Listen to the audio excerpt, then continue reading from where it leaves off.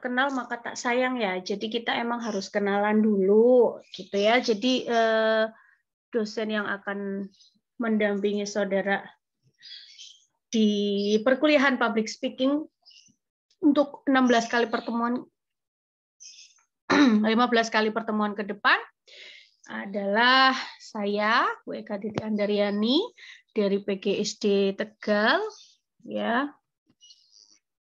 Dari PGSD Tegal dan home base saya memang di PGSD ya, PGSD Tegal. Tapi karena memang mau PGSD Tegal juga sudah hampir mau digabung menjadi berada di Ngalian semua ya, sama lah saya dosen PGSD pokoknya Tegal Semarang sama aja. Oke, lalu kemudian basically saya sebetulnya dari jurusan seni musik ya. Mungkin Anda yang ini kan kebanyakan dari Ngalian ya, dari PGSD Ngalian itu mungkin mengenal Bu Putri ya atau Mimi Putri yang biasa disebut itu ya, Mimi Putri itu kebetulan bareng satu bidang dengan saya di sama-sama di seni musik. Kebetulan Bu Putri itu juga adik kelas saya waktu kuliah S1. CPNS-nya juga bareng dengan saya gitu ya. Kemudian masuk di PGSD bareng, cuma kebetulan saya dari Tegal, lalu kemudian pilihannya itu memang ada di Tegal dan di Semarang, dan saya memilih Tegal, Bu Putri yang di Semarang. Seperti itu kurang lebih perkenalannya. Kalau usia ini kalian semester berapa ya umumnya ya? 5. Semester 5. Ya, semester 5 itu paling tidak kelahiran tahun 2000 ya, 2001 ya? 2001. Oh, rentangan 2001. 2001 itu di tahun itu saya sudah mulai masuk kuliah. Ya, kuliah di jurusan Sendra Tasik dulu. Itu tahun 2001 lulus SMA terus lanjut kuliah. Seperti itu ya, tapi setelah kita nggak jauh berbeda usianya, ya hampir-hampir sama lah ya. Oke, berikutnya apalagi ya? Mungkin saya langsung aja ya, saya ingin menjelaskan tentang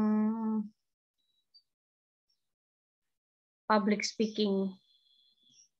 Saya sudah beberapa kali mengampu mata kuliah ini, ya, mengampu mata kuliah public speaking ini karena mungkin kebetulan basically saya sebelum saya jadi dosen ya, itu memang saya dulunya adalah pernah jadi penyiar radio, pernah jadi penyiar remaja di salah satu radio di Tegal ya, Radio Hits di Tegal, Radio Anita. Jadi dari situ mungkin saya juga punya beberapa ilmu-ilmu broadcasting lah istilahnya seperti itu ya. Terus kemudian juga dulu zaman-zaman SMA, kuliah itu awal-awal itu saya bergabung juga dengan teman-teman karena jurusan saya di Sendra Tasik, jadi banyak sekali kakak-kakak kelas saya yang jadi player dan sebagainya itu, sehingga saya bergabung dengan mereka, saya menjadi ikut di wedding singers di gedung-gedung gitu ya misalnya dan sebagainya. Jadi itu kurang lebih yang jadi salah satu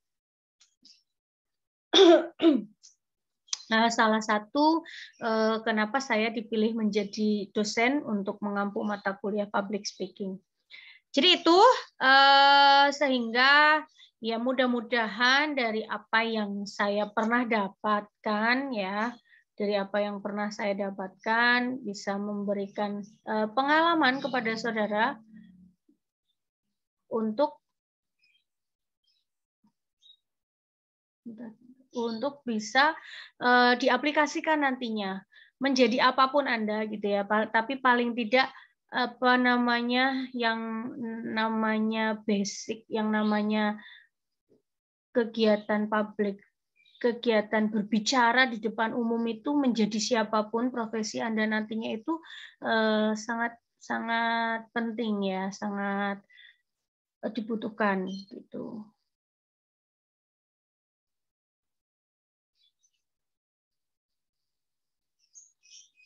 Bentar.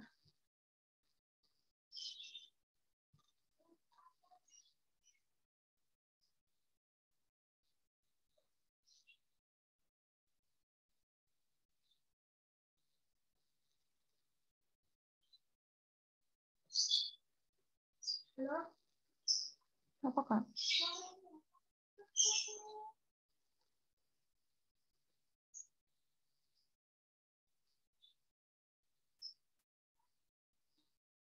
Oke. Kok masih ada yang itu ya?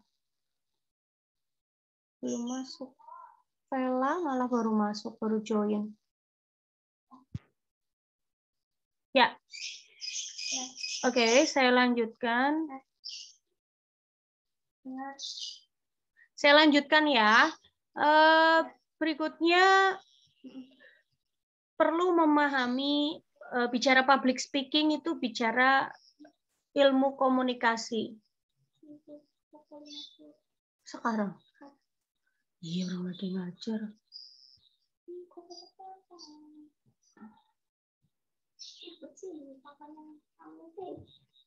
Kok.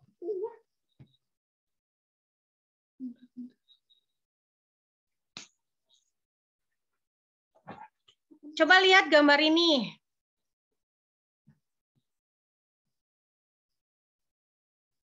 Ya, semuanya kelihatan nggak? Kelihatan, Bu. Silakan diapresiasi dari gambar ini.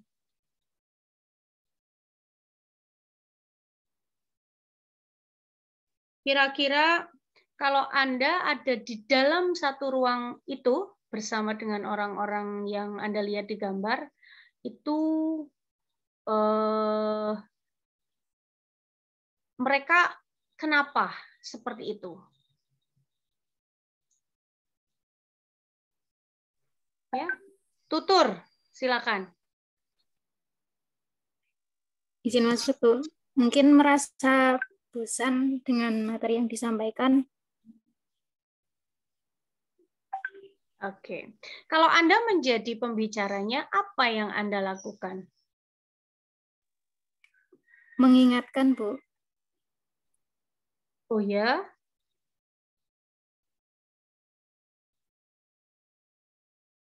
Kira-kira kenapa mereka bosan kepada Anda? Mungkin karena cara pembawaannya kurang menarik, sehingga membuat bosan pendengar.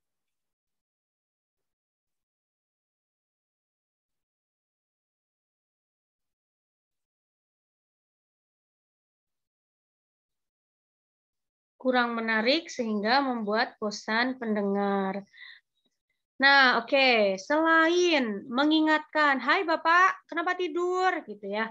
"Hai Bapak, kenapa Anda tidur?" gitu. Apa yang kira-kira bisa Saudara lakukan lagi? Ika, Alif, Tiani.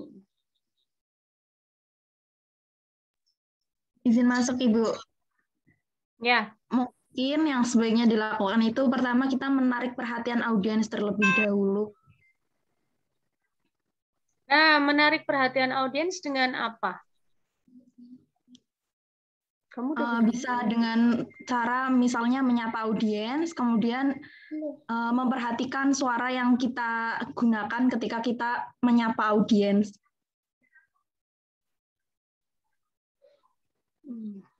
Oke. Ya, baik.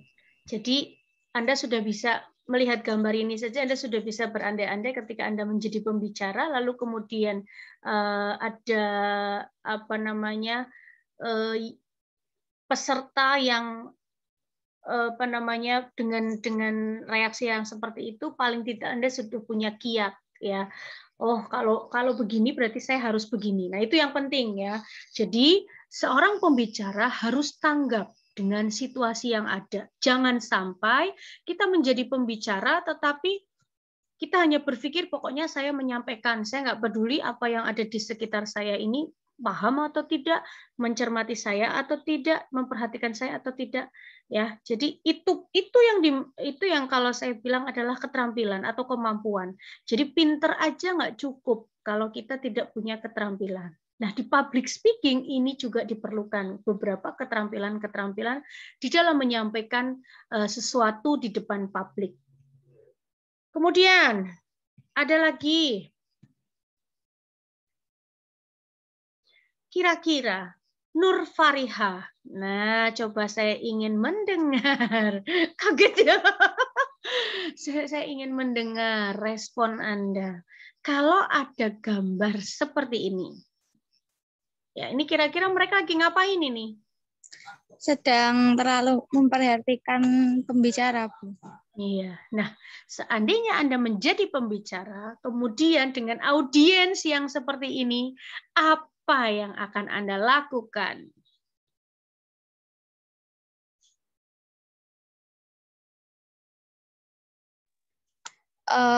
Tentunya pertama saya akan merasa senang ya, Bu, karena diperhatikan. Tapi kalau perhatiannya yang terlalu seperti itu tentu akan membuat saya gugup.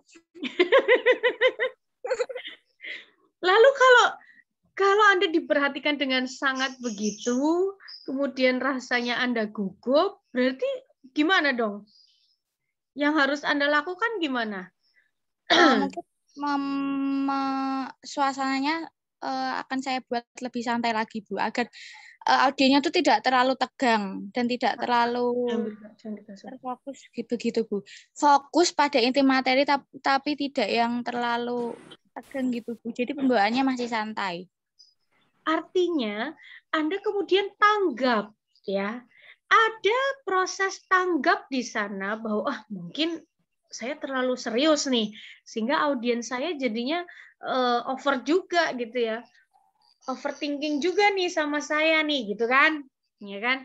Nah, jadi wajarnya atau sebaiknya menjadi pembicara di tengah-tengah audiens adalah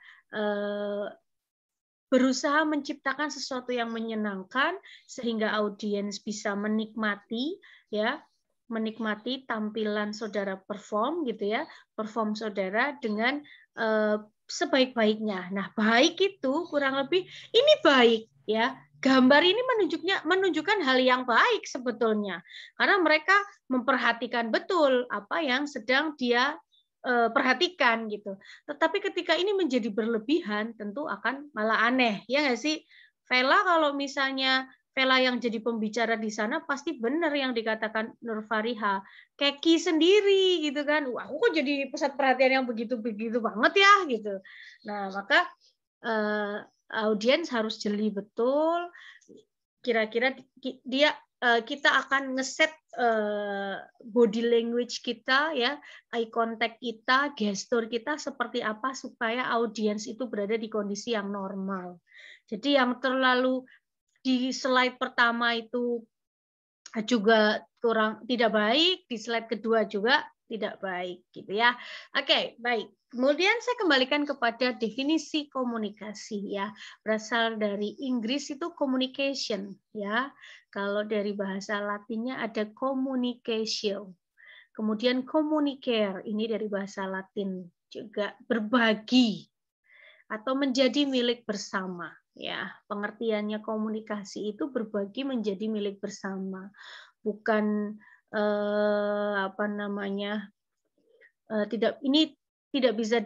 istilah ini tidak bisa digunakan dalam urusan percintaan, ya. Punya pacar 2 gitu ya. Oh, pacarnya temanku juga milik aku juga. Nah, itu nggak masuk itu ya.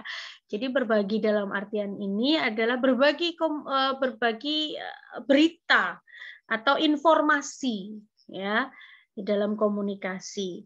Kemudian suatu upaya yang bertujuan mencapai kebersamaan. Ketika ada satu kelompok, ya, satu kelompok kemudian menyampaikan sesuatu seperti saya dan Anda ini, otomatis ada sesuatu yang ditujukan atau memiliki tujuan bersama, mengikuti perkuliahan atau public speaking gitu ya. Saya yang menyampaikan, Anda yang menjadi penerima beritanya, Proses ini adalah proses komunikasi. Kemudian satu proses pertukaran informasi di antara individu melalui sistem lambang atau tanda-tanda atau tingkah laku. Ya, bisa juga dulu saya waktu kuliah S2 ada istilah semiotik ya, atau ilmu tanda itu beberapa, mungkin Anda juga masih ya di daerah-daerah Anda itu ada beberapa ilmu tanda yang disepakati bersama oleh sekelompok tertentu gitu ya, sehingga pemaknaannya itu bisa dipahami satu sama lain, paling tidak oleh kelompok tersebut. Semisal kentongan, bunyi kentongan ya. Jadi kalau bunyi tak tak tak tak tak tak, tak banyak sekali, oh ada bahaya, ada bencana alam dan sebagainya. Itu tidak ada aturannya, tetapi disepakati bersama oleh sekelompok tersebut. Ya. Kemudian saya lanjutkan. Karakteristik atau sifat komunikasi ya. Komunikasi adalah sebuah proses. Tadi saya bilang ya, ini yang sedang kita lakukan adalah proses komunikasi. Komunikasi sebagai proses. Ya, ada alur di sana ya, ada apa yang disampaikan itu terstruktur ya. Jadi itu proses komunikasi. Kemudian upaya yang disengaja dan bertujuan. Upaya yang disengaja dan bertujuan. Oke. Jadi dalam satu kegiatan ya, dalam satu kegiatan komunikasi tentunya hal itu pasti disengaja. Seperti kita mengikuti perkuliahan ini pun sudah sesuai jadwal, disengaja. Saya membuatkan link Zoom, Anda siap untuk mengikuti perkuliahan ini melalui Zoom meeting. Jadi upaya ini memang disengaja dan memiliki tujuan. Kemudian menuntut partisipasi para pelakunya. Jadi tidak bisa di dalam public speaking atau di dalam komunikasi itu hanya saya saja yang berbicara, lalu kemudian Anda menjadi pendengar. Saya yakin 5 menit sampai 10 menit ke depan it's okay. Anda masih asik mendengarkan gitu ya. Tapi lama-kelamaan, lama-lama suara saya menjadi suara yang sangat merdu, mengantarkan saudara pada kekantukan ya, mengkantukkan diri. Akhirnya ngantuk ya, nggak jadi dengerin saya menyampaikan materi. Kemudian bersifat simbolis, kemudian bersifat transaksional, ya, menembus ruang dan waktu. Ini karakteristik sifat-sifat komunikasi. Lalu kemudian berikutnya konseptual komunikasi, ya, komunikasi sebagai tindakan satu arah. Ada. Jadi komunikasi itu bisa dilakukan beberapa macam ya. Yang pertama ada komunikasi sebagai tindakan satu arah. Misalnya ketika orang itu sedang membuat orasi gitu ya. Seperti yang ada di gambar ini gitu ya. Ini salah satu tokoh pahlawan kemudian menyampaikan orasinya, orasi kebangsaan dan sebagainya. Ini adalah komunikasi sebagai tindakan satu arah. Biasanya komunikasi seperti ini tidak membutuhkan respon dari respondennya, dari pendengarnya atau pengikutnya. Lalu kemudian komunikasi sebagai interaksi. Ya, komunikasi sebagai interaksi adalah tentu terdiri dari minimal 2 orang atau lebih, ya, menyampaikan sesuatu hal yang disepakati bersama, gitu ya, nantinya berita itu disepakati bersama. Kemudian komunikasi sebagai transaksi, ya, komunikasi sebagai transaksi. Ini contohnya. Membuat satu kesepakatan bersama, gitu-gitu, ya. Ya, ini sih macam-macam proses komunikasi lah ya. Kemudian saya lanjut saja ke fungsi-fungsi komunikasi. Masih banyak nggak nih? Oke, dikit kok.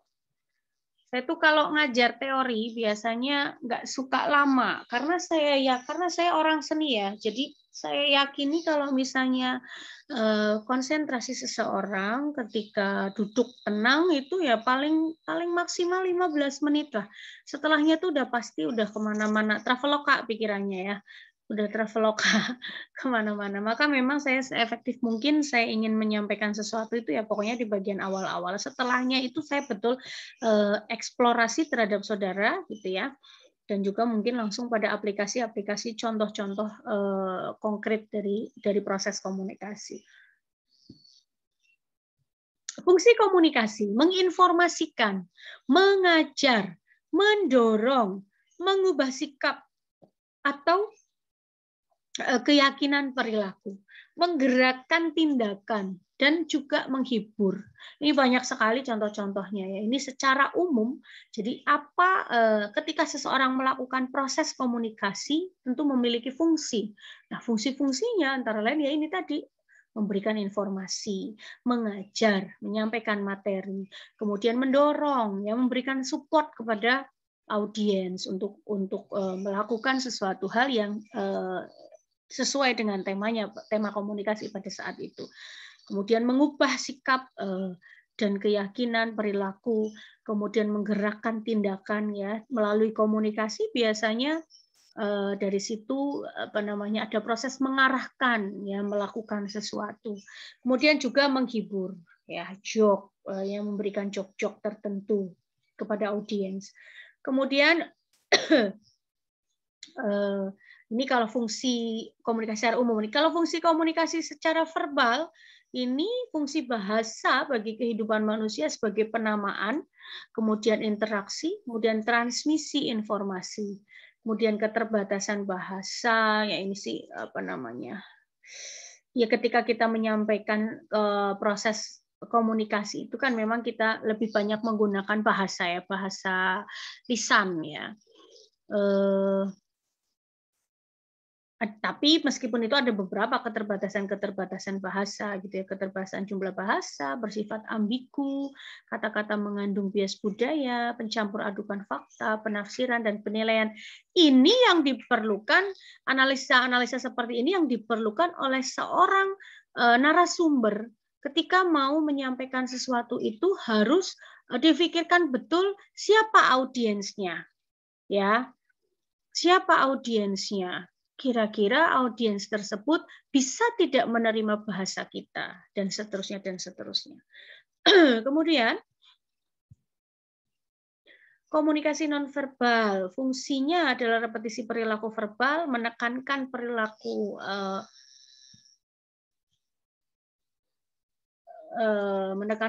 verbal, menggantikan perilaku verbal, meregulasi perilaku verbal, ya, kontradiksi dengan perilaku verbal. Ini klasifikasinya yaitu perilaku, kemudian ruang, waktu, diam. Ini lebih ke gestur, ya. Fungsi komunikasi. Jadi di dalam komunikasi verbal biasanya seorang audiens juga harus punya kemampuan berkomunikasi nonverbal. Berkomunikasi nonverbal itu bisa ditunjukkan dengan apa? Perilakunya, gesturnya, eye contact-nya. Ya. Kemudian seperti contoh tadi 2 gambar di depan itu sebetulnya salah satu jawaban dari Anda yang tadi sudah menjawab ini bisa juga dilakukan dengan menggunakan nonverbal, ya, komunikasi nonverbal, yaitu dengan apa? Diam saja. Itu kan nanti secara otomatis audiens akan berpikir, ini kenapa sih kok narasumber saya tiba-tiba diem gitu. Yang ngantuk pun secara refleksnya dia nanti akan bangun gitu. Kok tiba-tiba sepi ya? Kenapa gitu dan sebagainya. Jadi isyarat-isyarat itu kadang diperlukan dalam komunikasi ya, namanya komunikasi nonverbal. Nah, lalu kemudian bahasa tubuh ya atau gestur. Isyarat tangan. Nah, ini kalau ada gambar seperti ini, ya biasanya Anda responnya langsung apa nih? Yang bisa Anda tangkap apa? Wah, nantang nih, gitu kan? Ya, kata Ika, wah ini dosen nih minta nantangin gue nih ya, tiba-tiba mengacungkan jari tengah dan sebagainya. Nah, ini bahasa tubuh. Yang biasanya di dalam proses komunikasi itu biasanya hal-hal atau yang ditunjukkan dalam gestur-gestur itu pasti disepakati gitu ya, disepakati oleh semua peserta komunikasi. Seperti bahasa tubuh begini itu tidak ada gitu, dalam kamus pun tidak ada. Kalau gambar begini ya, bahasa tubuh begini itu artinya apa? Misalnya fuck, artinya menantang, artinya apa? Tidak ada gitu. Tetapi ini diciptakan, ini simbolik ya, simbolik ini diciptakan kemudian diterima oleh masyarakat, kemudian dilabelkan. Nah, label itu diterima oleh masyarakat sehingga Akhirnya disepakati bersama sehingga ketika ada gambar seperti ini secara otomatis refleks kita, pasti kita akan berpikir bahwa wah ini nantangin nih gitu misalnya seperti itu. Wah gitu. Akhirnya nanti jadi emosi dan sebagainya. Seperti itu ya. Baik. Ini untuk slide pertama cukup ya. Ini Lastri kenapa? Keluar masuk, keluar masuk. Aduh, oke. Lalu kemudian saya ingin menyampaikan, ini karena di awal ya, di awal perkuliahan, nanti saya akan berikan, ini sudahlah ya. Ya mungkin sedikitlah saya singgung dari slide yang memang juga sudah saya buat ya. Public speaking, okay. Public speaking adalah kemampuan berbicara di depan banyak orang, menyampaikan pesan yang dapat dimengerti dan dipercaya oleh publik pendengarnya.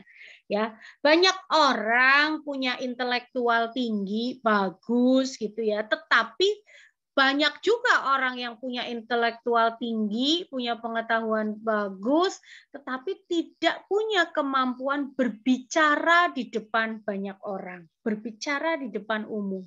Atau istilahnya adalah, istilah kerennya adalah public speaking. Ini sangat disayangkan sekali. Ataupun mungkin Anda juga pernah mengalami ya, yang namanya misalnya Anda kuliah nih.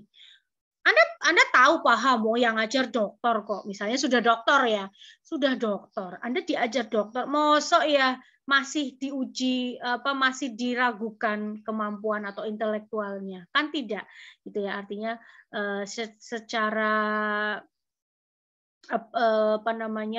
dari unsur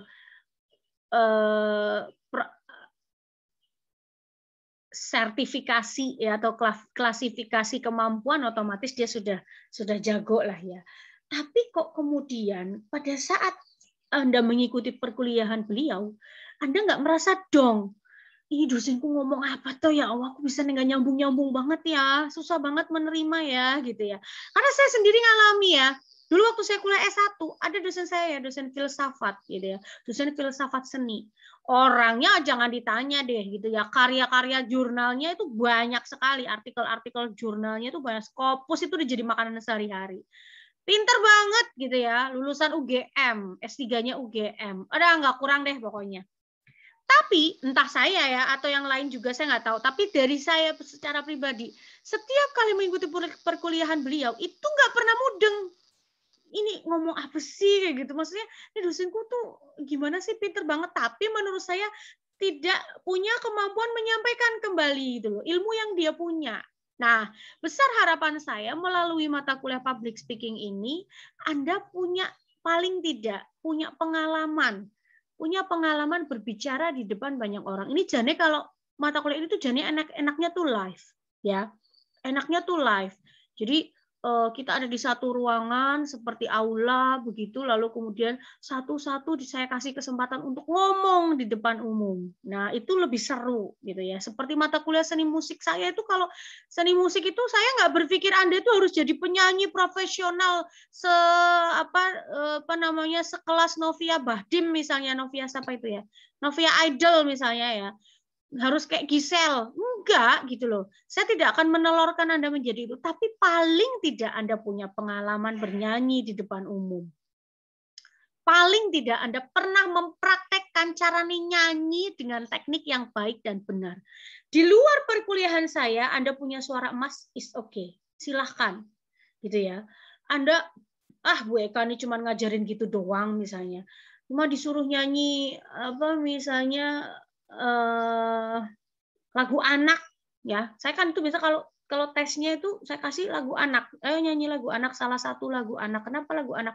Wah lagunya cuman aku adalah anak gembala, selalu riang serta gembira, karena aku senang bekerja, tak pernah malas ataupun lupa liriknya. Tra la la la la la la, Tra la la la la la la la la. Misalnya Anda tuh cuma tak suruh nyanyi lagu begituan aja gitu loh. Lagu yang lebih sulit aja saya bisa gitu loh. Nah, sebenarnya bukan pada konteks lagunya, tetapi bagaimana Anda menyanyikan lagu itu dengan teknik yang baik dan benar. Ya, artikulasinya benar, frasenya benar, terus kemudian ekspresinya dapet, dinamikanya dapet, kayak gitu loh. Jadi itu public speaking juga sama seperti itu. Jadi bagaimana Anda mungkin kalau sekedar ngobrol nih Ika sama Syafaatun misalnya nih, bertiga nih Nur Fariha, wah bertiga jalan bareng atau habis kuliah luar kelas ya, di luar kelas mau rumpi nih, ngerasa nih, tadi kuliah public speaking gimana sih tuh Bu Eka Titi, berisik banget ya dia kalau ngajar ya, suka nyanyi-nyanyi ini, itu paling gayeng banget, kamu pinter sekali ya, ngomongnya pinter banget. Tapi ketika kemudian diberi kesempatan, ayo tak kasih ruang, kamu ngomong apa Bu? Saya nggak bisa ngomong. Aneh kan? Sekian puluh tahun Anda dihidupkan terus tiba-tiba kemudian Anda cuman bisa mengeluarkan kalimat di mata kuliah public speaking. Saya nggak bisa ngomong Bu. Kan aneh. Nah itulah jadi berbicara atau public speaking di sini tuh diperlukan. Apalagi Anda sebagai calon guru. Pun lah apapun Anda nantinya gitu ya. Saya dari SD kecil itu kalau ditanya orang, Kak, kamu cita-citanya jadi apa? Artis. Oh, saya dari SD itu ya, kalau nggak sekretaris pasti jawabnya artis. Karena saya orangnya narsis abis, ya. Jadi saya itu dari dulu kalau ditanya cita-citanya apa Kak? Artis. Saya selalu pengennya jadi artis. Nanti agak bergeser sedikit waktu SMP. Karena dulu tuh suka nonton sinetron kan, zamannya dulu orang kan seneng banget nonton televisi ya. Kalau sekarang kan orang sekarang kan lebih seneng nonton YouTube, ya kan? Idolanya siapa, nah YouTube-nya idolanya itu yang diikutin terus. Nah kalau dulu kan nontonnya sinetron gitu ya. Nah di sinetron-sinetron itu ada peran-peran jadi sekretaris yang saya senang gitu pada waktu itu waktu SMP ya. Yang saya senang tuh kalau sekretaris tuh enak, ikut pergi kemana-mana sama bosnya, terus bajunya seksi gitu, jadi cantik, ya gitu-gitu. Jadi makanya saya dulu cita-citanya pengen jadi kalau nggak artis jadi sekretaris kayak gitu dulu. Jadi kalau ditanya tuh dua tok profesinya, nggak ada dosen, ada cuma artis sama sekretaris gitu ya. Tapi saya tetap merasa beruntung ketika saya kemudian garis hidup saya atau jalan hidup saya kemudian dipilih Tuhan, yaitu adalah menjadi seorang dosen di PGSD. Saya merasa saya tetap jadi artis. Kenapa? Karena apa ya, ketika saya ada di satu ruang begini, kemudian saya berbicara, menyampaikan sesuatu, kemudian audiens saya yaitu mahasiswa-mahasiswa saya semuanya memperhatikan saya merasa jadi saya merasa sedang jadi artis, tetapi dalam konteks menyampaikan informasi atau mengajar atau menyampaikan ilmu ya, atau menyampaikan berita seperti itu. Jadi tetap merasa jadi artis karena memang benar sih kalau misalnya jadi artis tuh pasti apa sih yang itu pasti pengennya jadi pusat perhatian gitu kan. Jadi saya nggak sia-sia juga nih jadi dosen, tetap jadi pusat perhatian mahasiswa saya. Gitu kan. Iya. Kalau yang nyinyir pasti ini emang beneran nih dosen narsis banget gitu. Baru ketemu nih gue dosen senarsis ini. It's okay. Karena menjadi dosen public speaking ini harus narsis ya, harus pede gitu ya saya bilang ya, harus pede, harus percaya diri.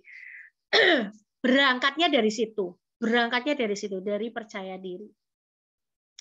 Oke, kemudian peran public speaking dalam kehidupan sehari-hari adalah mengembangkan pribadi, ya, kemudian mempengaruhi dunia di sekitar kita, ya, menjadi motivator gitu loh, menjadi motivator. Jadi kalau saya tuh lebih senang kalau Anda habis ketemu saya, ya, itu saya paling tidak bisa menginfluence saudara, ya, menjadi hal-hal yang menyenangkan buat saudara. Jadi kalau ketemu saya, mata kuliah apapun, saya sangat pantang melihat wajah mahasiswa saya ya cemberut, ya aneh gitu. Kalau ketemu sama Bu Eka Titi, terus kemudian ekspresinya itu cemberut, itu sangat aneh. Karena saya selalu menebarkan kebahagiaan. Saya tuh selalu senang orang anak saya aja. Saya kalau ngobrol sama anak saya tuh udah kayak temen gitu. Jadi saya harus ngerti istilah wibu, saya harus ngerti istilah jamet, gitu ya. Mau tidak mau gitu, karena anak saya di usia itu rentangannya mereka konsumsinya begitu. Jadi saya harus bisa jadi teman gitu. Saya harus bisa membawa, ketika dengan Anda saya juga begitu. Saya nggak mau nih feel yang terbangun adalah aduh kuliah public speaking, ayo gini. Itu udah nggak enak ya. Ketika Anda melakukan sesuatu sudah dengan hal yang takut, sudah dengan hal yang tidak nyaman, itu menjadi hal yang tidak enak. Ya, maka kuliah dengan saya itu harus happy karena saya selalu membawa aura bahagia, ingin mempengaruhi orang-orang di sekitar saya untuk bahagia. Hidup cuma sekali, satu kali. Nah, gitulah kurang lebih ya. Kemudian meningkatkan karir ya. Bagi saya, ketika kita punya kemampuan berbicara yang baik, kita akan bisa membangun relationship ya dengan banyak orang, dengan banyak kalangan. Ya, cantik itu dari inner. Kalau kita merasa ya, tapi aku nggak cantik Bu, biasanya kalau orang gini-gini cantik, enggak sih gitu ya. Jadi kalau menurut saya cantik itu inner, ada di dalam hati. Jadi kalau kuliah saya mohon semuanya harus on cam ya. Jangan tidak on cam, karena saya paling nggak suka kalau ngomong terus kemudian kayak tidak berhadapan sama wajah-wajahnya. Jadi saya kalau ngomong kayak gini tuh saya sambil ngeliatin wajah-wajah kalian gitu loh. Ya seneng gitu. Nanti kalau ada yang agak sepaneng gitu, biasanya saya panggil. Ya, kayak misal Nur Aziza ini kan lagi agak-agak sambil merem-merem gini, ngantuk-ngantuk sitik, ya nanti tak panggil gitu. Tapi kalau kayak Janatun Naim ini kan cuma nama aja, saya penasaran dia lagi ngapain ya, kayak gitu. Itu kelihatan semua, ya, kelihatan semua. Nah, wajahnya kayak Niken, Ayu ini kan udah siap banget, cantik, senyumnya manis. Nah, Indi Farah ya, yang punya hari ini cantik sekali, cukup merona ya bibirnya. Ya, nggak apa-apa gitu, jadi seneng gitu loh ngelihatnya gitu loh. Kemudian Ika ini ya yang ketutupan separuh, cuman saya bisa ngelihat kacamatanya aja tetap cantik ya. Adelia juga masih stay on cam. Ida Trimulyani juga sudah siap walau di rumah ya. Iya, Ida ini kostumnya apa, Dak? Daster warna coklat kayaknya Ida. Ya. Oke. Saya lanjut ya. Oke lah, ini nggak usah. Nah, ini penting nih, Anda harus tahu juga nih. Mengembangkan kepercayaan diri saat public speaking. Ya. Demam panggung itu hal yang sangat wajar. Ya, demam panggung itu hal yang sangat wajar sekali lah, gitu ya. Wajar sekali dialami oleh siapa saja. Saya yang notabene sudah mengampu mata kuliah public speaking sekalipun tetap saja kadang-kadang merasakan yang namanya demam panggung. Kemudian memanfaatkan kecemasan untuk menghasilkan presentasi yang luar biasa. Nah, ini penting sekali. Gimana bisa, Bu, orang cemas kok harus malah bisa menghasilkan presentasi yang luar biasa? Bisa banget gitu ya. Jadi ketika kita bisa menyadari bahwa kita cemas, kita sedang cemas, aduh, aku deg-degan nih, mau ketemu banyak orang nih, mau ngomong di hadapan banyak orang nih. Aduh, aku nggak siap nih dan sebagainya.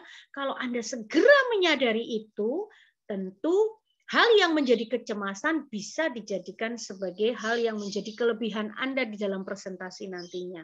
Kuasai kecemasan itu dengan baik. Sehingga pada saat Anda presentasi, tentu Anda sudah lebih prepare. Karena Anda sudah tahu nih, karena diri kita, aku lagi cemas nih, aku harus gimana. Nah, itu. Kemudian lakukan latihan dengan baik. Latihan. Yang saya bilang ya, alah Bu, berbicara jenenge ngomong ki lho Bu. Kan udah dilakukan sehari-hari, ngapain harus latihan? No, berbicara di depan publik harus latihan. Ya, ada banyak, biasanya Anda juga mencermati, ada beberapa orang yang kita temui, kadang-kadang kalau ngomong itu banyak sekali kata sambungnya. Ya enggak? Mungkin salah satu dari Anda juga termasuk yang bagian itu ya. termasuk yang bagian yang suka banyak e-nya gitu maksud saya. Banyak e-nya. Nah, ya begini gitu. Jadi dikit-dikit banyak kan kata sambungnya. Nah, untuk mengurangi itu semua harus dilakukan latihan, ya, latihan berulang kali. Kemudian gunakan kekuatan visualisasi diri. Nah, ini penting sekali, ya. Anda percaya bahwa diri Anda adalah sesuatu yang perfect. Anda cantik, Anda smart, Anda menarik. Nah, Anda punya suara yang enak untuk didengarkan. Hal-hal semacam itu harus ditanamkan kepada diri Anda ketika akan melakukan kegiatan public speaking.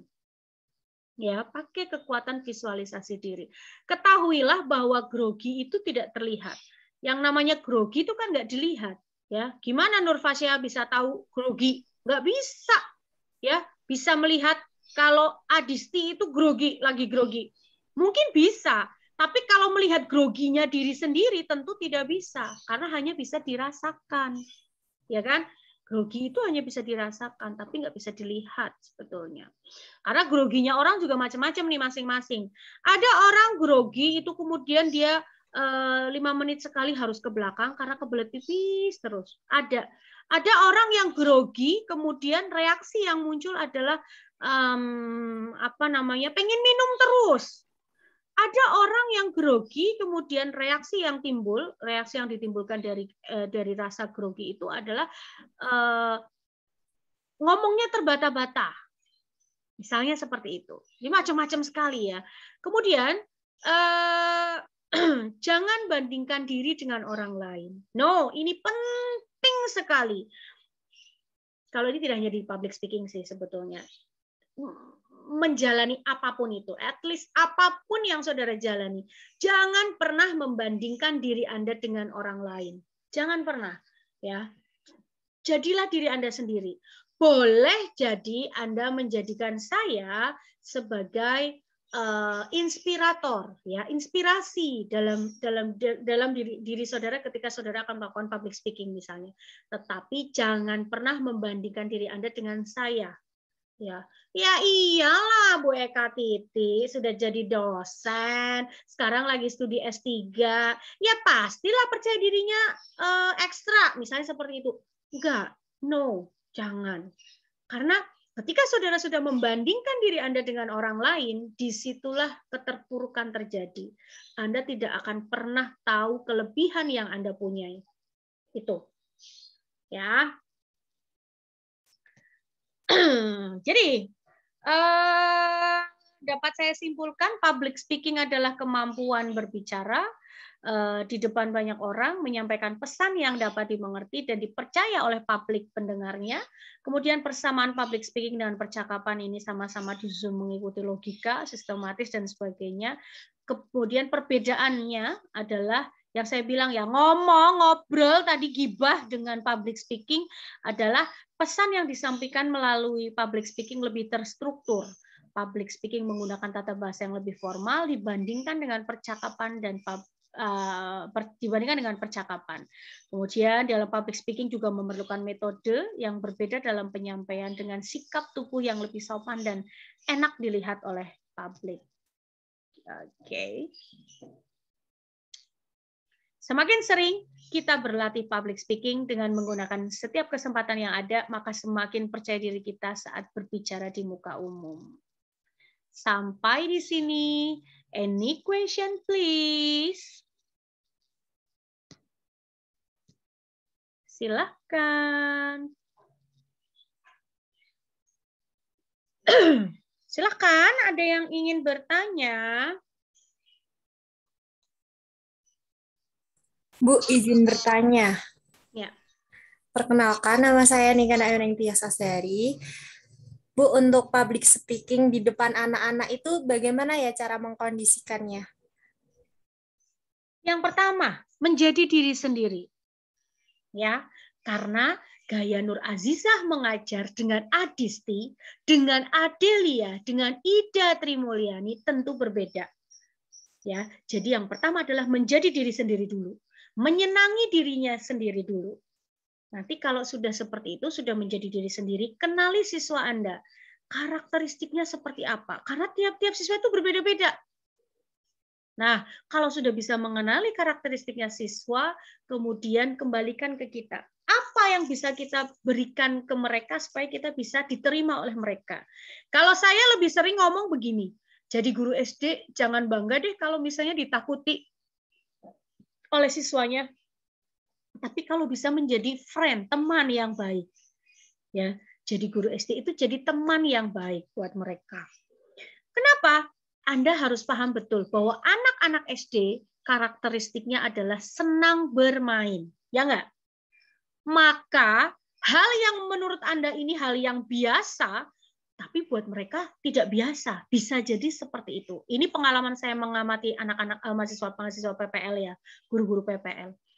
Jadi biasanya tuh, maaf nih, kalau misalnya Anda suka kadang melihat ya aktivitas ya di dalam kelas.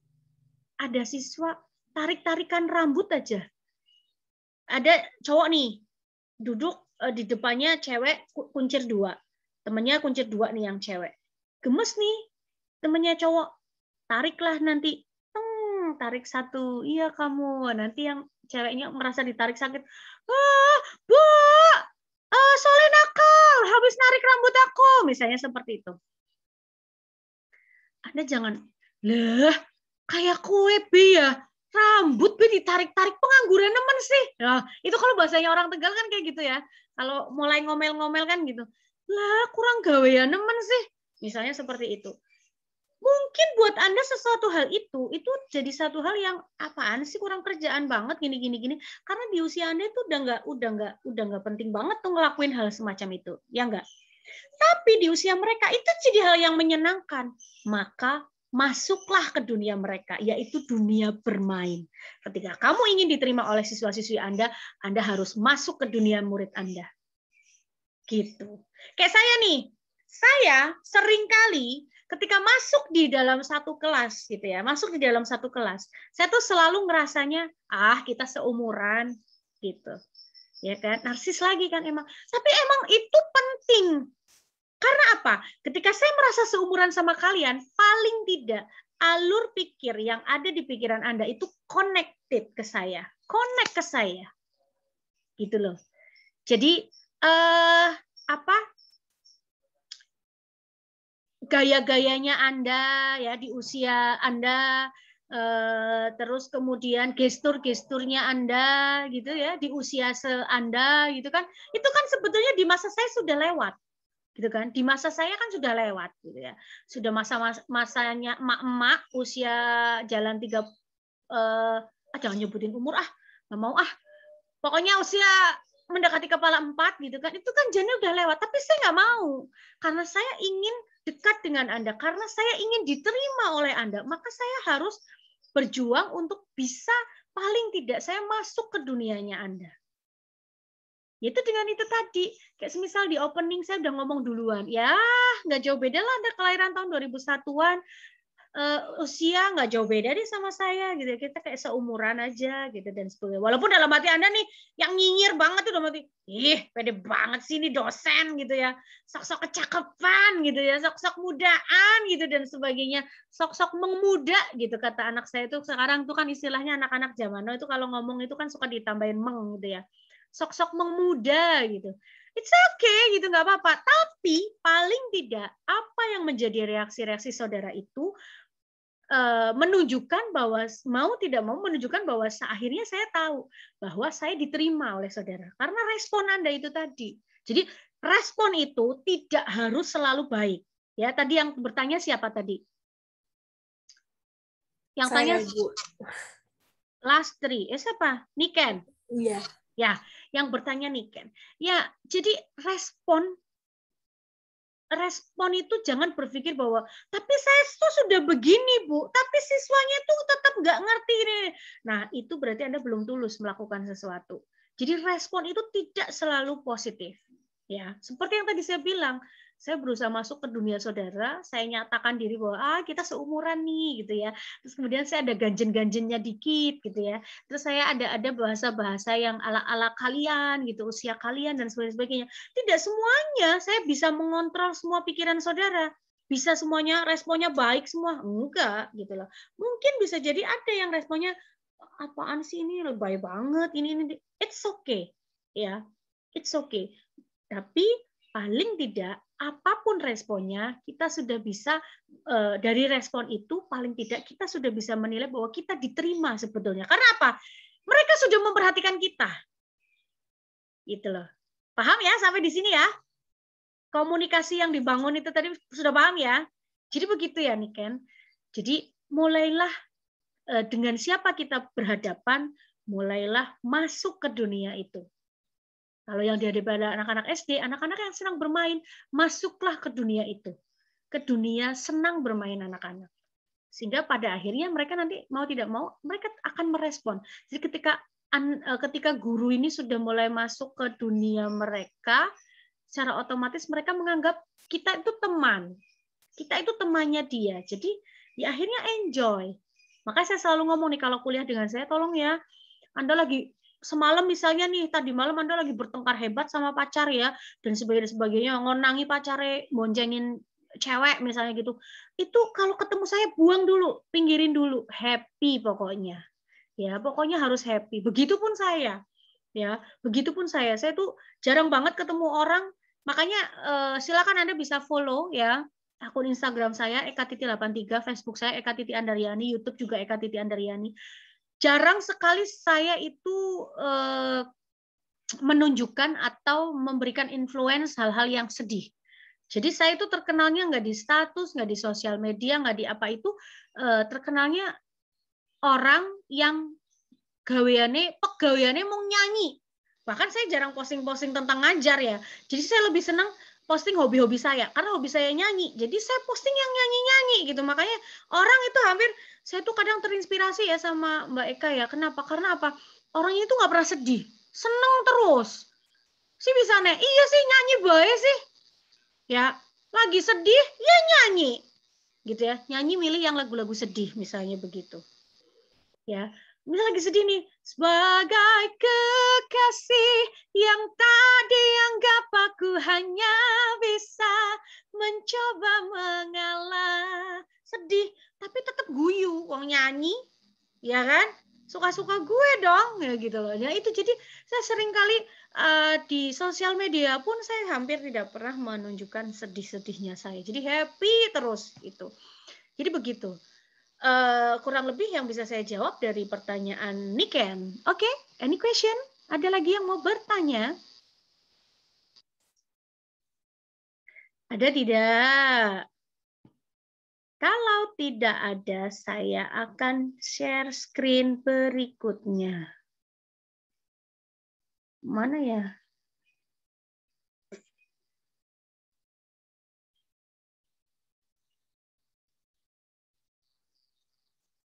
Kok hilang?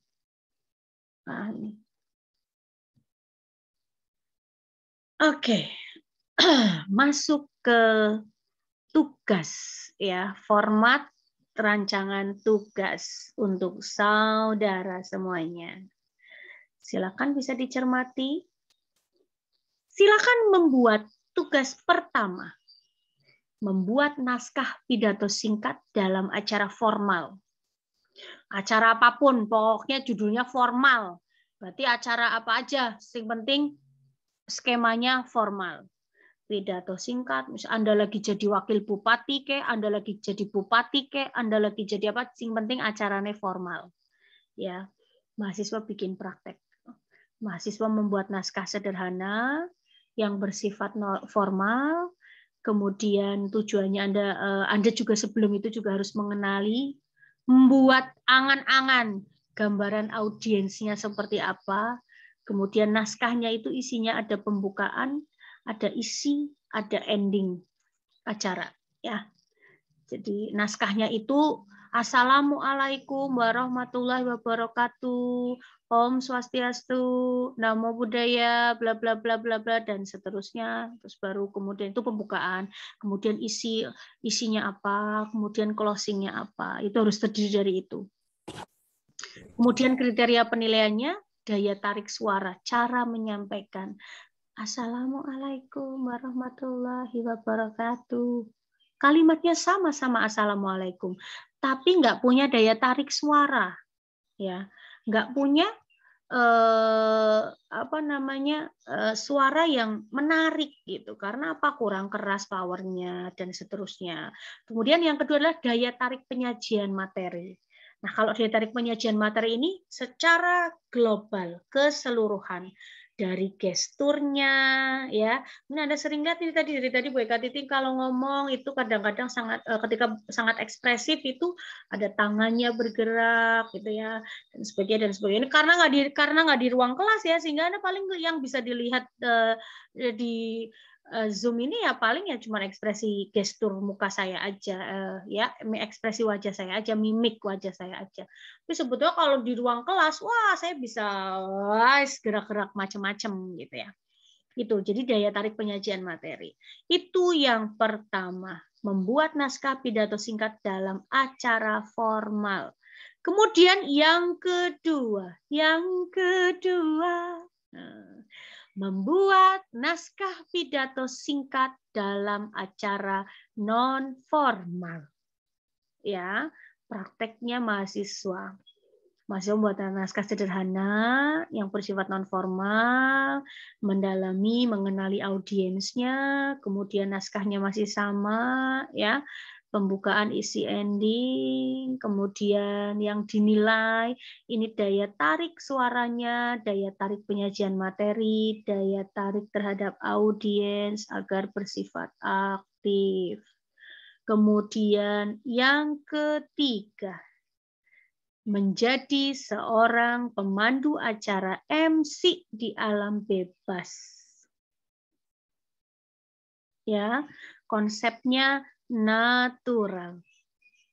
Ya. Misalnya nih di kegiatan pramuka ya, arung jeram dan sebagainya. Nah, ini Anda yang jadi MC-nya. Ya, bikin konsepnya lalu kemudian buat formatnya ya, format videonya ketika Anda menjadi MC itu. Ya. Materi bersifat tayangan video berdurasi 5 menit kurang lebih ya. 5 sampai 10 menit. Kemudian yang keempat,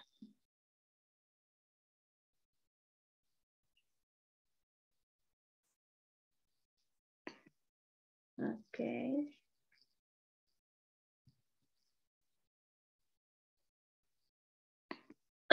Yang keempat,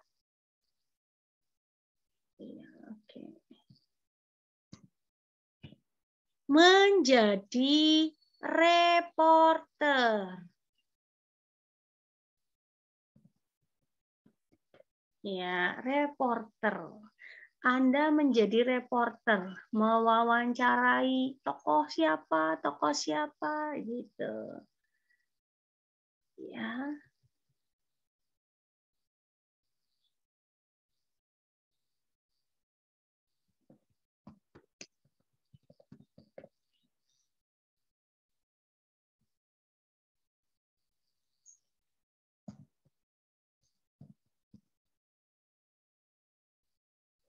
Ya, sementara saya berikan ini 4 tugas dulu, ya. Silakan Anda bisa memulai mau mencobanya dari mana. Jadi sebetulnya ini adalah treatment. Jangan anggap ini sebagai tugas. Wong kuliahnya public speaking, mosok Anda kongkon menteleng dengerin saya menjelaskan, wagu gitu ya. Wagu belas mangkana-kanane ya. Jadi memang yang namanya public speaking itu ya kalau Anda mendengarkan saya ngomong, Anda mendengarkan saya beraksi, ya menjadi MC, menjadi penyanyi, menjadi apa-apa, itu kan udah hal biasa, wong saya memang dosen public speaking.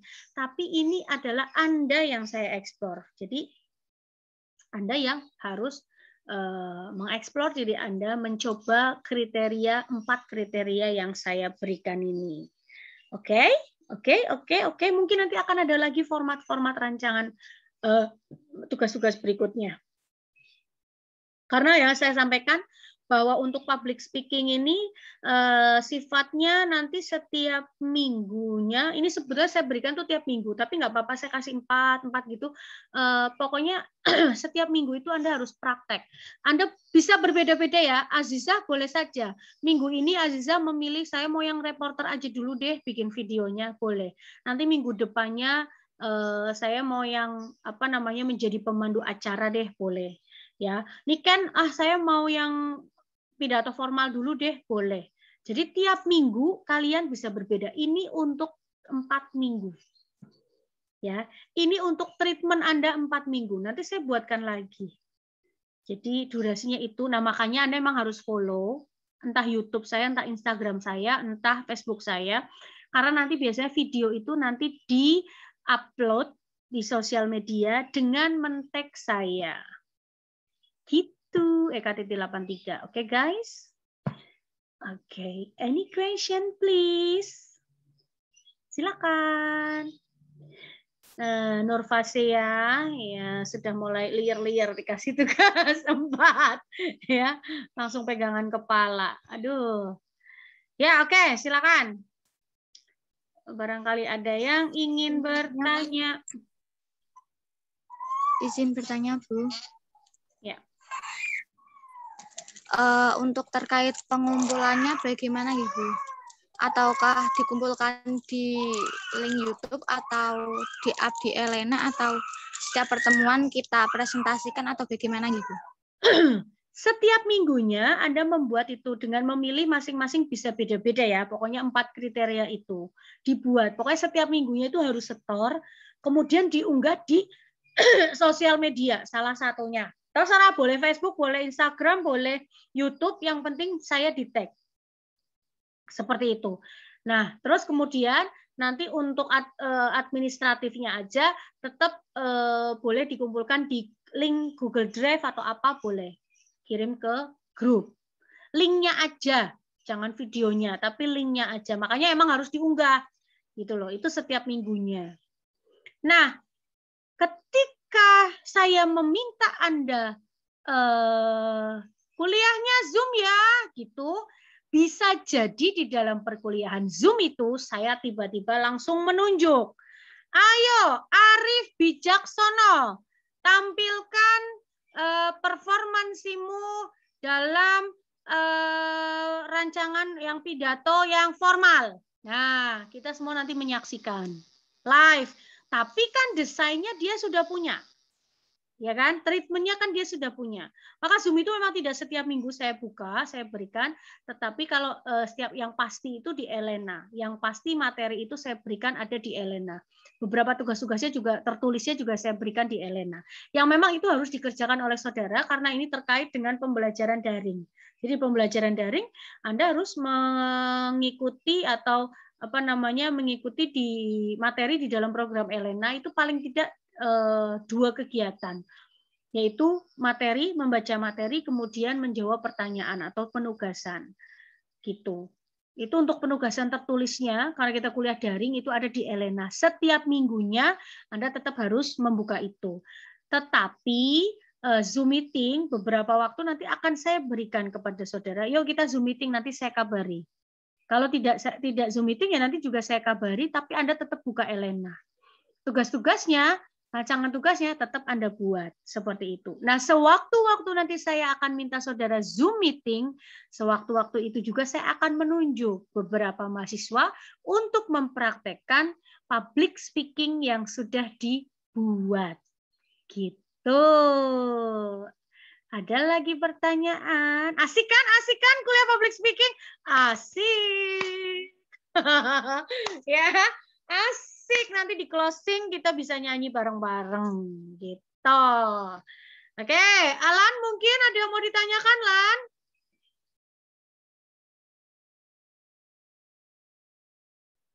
Belum, Bu, sementara. Oke, berarti wes paham. Sip, asik ya. Miftahul Jannah, ada yang mau ditanyakan?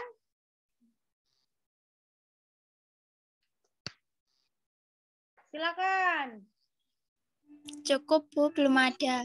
Oke, berarti sudah siap ya. Akan ngapain untuk minggu-minggu ini mempersiapkan public speaking ya, untuk treatment public speaking, siap ya. Semuanya siap, nanti semuanya pasti akan saya tunjuk untuk perform. Karena durasinya ngomong ya, durasinya public speaking itu paling tidak paling lama lah udah 5 menit aja nggak apa-apa. 5 sampai 8 menit maksimal ya. 5-8 menit silakan Anda bisa memberikan contoh bagaimana berbicara di depan umum dengan kriteria-kriteria yang saya berikan. Oke. Baik, jika tidak ada yang ditanyakan lagi, tidak ada yang ingin didiskusikan juga, maka coba tolong ini ya, on cam dulu semuanya, on cam guys. Nah, wes nggak apa-apa, seperti Husnul ini di luar tidak masalah. Yang penting on cam. Ya, iya, nggak apa-apa. Husnul lagi di mana, Nol? Ya, oke, salah satu. Ya, salah satu yuk foto ini ya.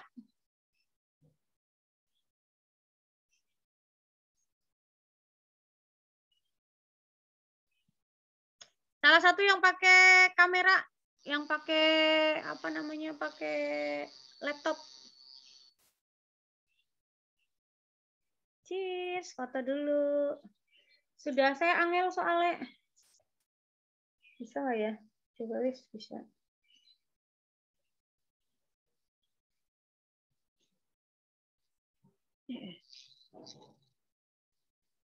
Ya, oke. 1, 2, 3.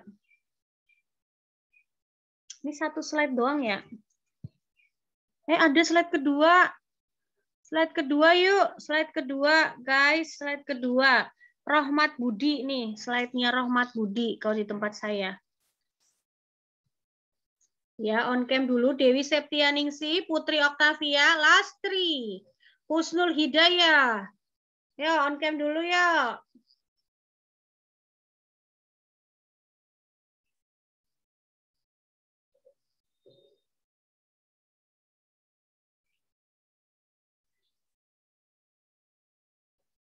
Ya, ini udah 2 nih.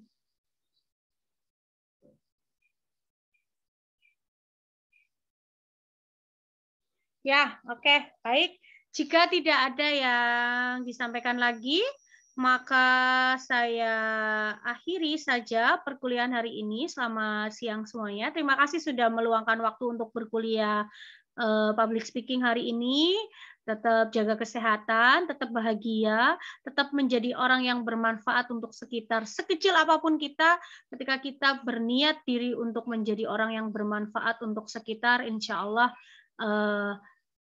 bahagia hidup kita. Ya, karena membahagiakan orang lain adalah bahagia untuk diri kita. Itu kalau prinsip hidup saya. Seperti itu ya. Terima kasih.